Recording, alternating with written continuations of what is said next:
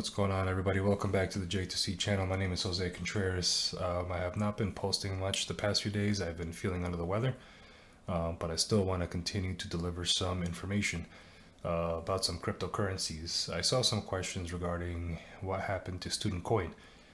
We expected that once the terminal was created that we would see a boom in the price.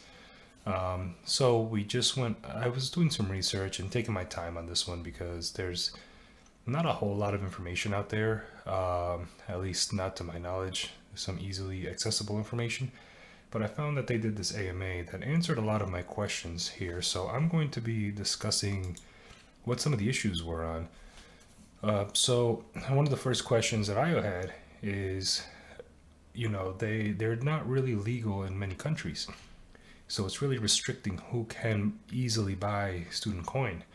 And one of the things they mentioned in this AMA is that they are working on their international company structure. They want to make themselves legally compliant with other countries, and the next one on the list is Dubai. And when you actually look at the AMA, which is on their Facebook page, they talk about already being legally compliant with a few countries, but they have terms and conditions that they're going to post.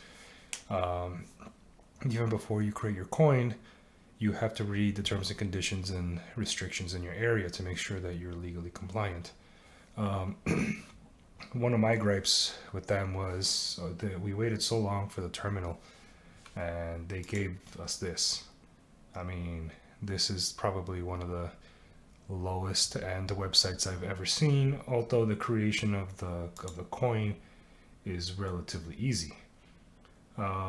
Nonetheless, it still is, something that they're planning to upgrade. It's not the final version based on the AMA, and they have many plans for the terminal that are coming. And one of the reasons why we probably didn't see a boom is also the tokens being created are Ethereum based. So when you talk about a college student creating a token trying to fund his own college, the Ethereum fees right now are about $100 to $500, but they are aiming to lower those fees. Now that is going to depend on Ethereum 2.0. So when Ethereum 2.0 comes out, which is expected either sometime in the beginning of 2022, if not the middle of 2022, that would also reduce these fees. So that is a very critical component, but they're also looking at possible layer 2 situations where they could bypass the gas fees, making it much easier. So when you're a college student, doesn't have much money trying to fund your college career, and you have to drop $100 to $500 just to create the coin, and no real guarantee that someone's going to buy it, because you do have to apply to get your coin that you created to the STC ecosystem, and start an ICO. So in order to do that, not only do you have to pay the $100 to $500 fee, but to get on the ecosystem for STC, you have to make sure that you're legally compliant, which may bring additional cost. And right now it's a very complicated process, so I'd expect for them to simplify that down the line. And every token created, you need to hold STC for at least 6 months. And this may not be fully in place right now, but I think the plan is for you to hold, you have to hold a certain amount of student coin for at least 6 months before you can create a token. Now, they didn't specify how much you have to hold, maybe not that much at all, but they do plan on adding more features to your token based on how much STC you hold. So it may be a good idea to go more, but they haven't released the plans yet, and that's still under development. And you have to remember that student coin is a very new coin. Even though they've been out for a year, there's a lot around it, and they're still developing this token. So the boom that we're expecting may not happen right away.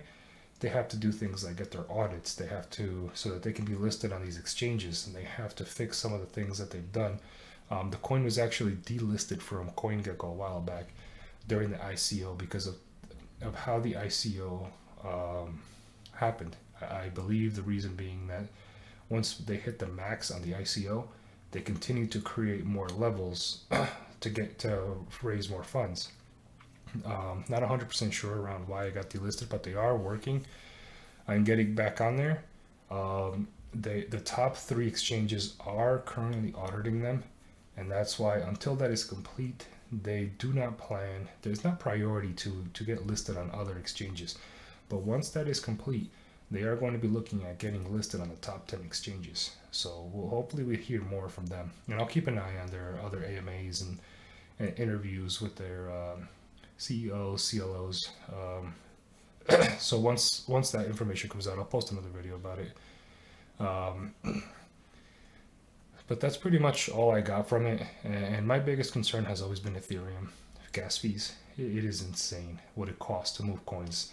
I have Crow coins stuck in MetaMask because the fees are much higher than what the actual value of the Crow coins are. So I don't want to lose my money just paying gas fees. So hopefully when Ethereum 2.0 comes out, that's when we're going to see a major boom on Ethereum at least. And they're probably going to drag a lot of these Ethereum coins with them on the way up. But that's it for today's video. I'll talk to you guys next time. I'll create some more videos once I start feeling better. So stay tuned and we'll be talking soon.